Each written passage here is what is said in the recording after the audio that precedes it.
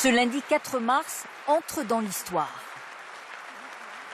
Ovation du Congrès à Versailles. Il inscrit l'avortement dans le marbre de la Constitution. La France est le premier pays à le faire dans le monde. Un vote à une très large majorité. Pour l'adoption, 780. Contre, 72. Une journée marquée par les symboles. C'est la première fois qu'une femme, la présidente de l'Assemblée, mène les débats du Parlement réunis en congrès. Moment de gravité dans ce décor solennel. La France serait-elle à contre-courant? Non, elle est à l'avant-garde. Elle est à sa place.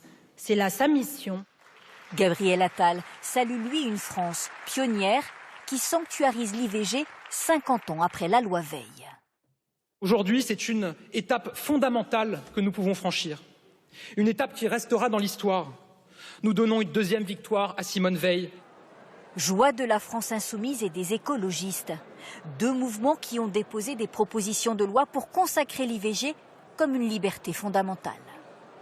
Ce sera aussi un signal politique énorme dans le monde pour toutes celles qui luttent pour garder ce droit. C'est une victoire, d'autant plus que c'était une victoire que beaucoup considéraient et me disaient être impossible.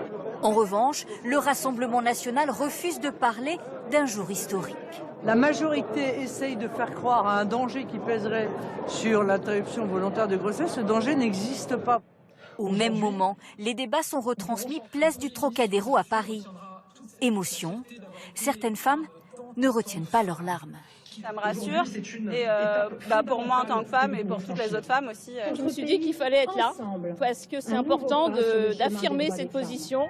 Au moment du vote, la tour Eiffel s'est illuminée, baignée de fumigène violet.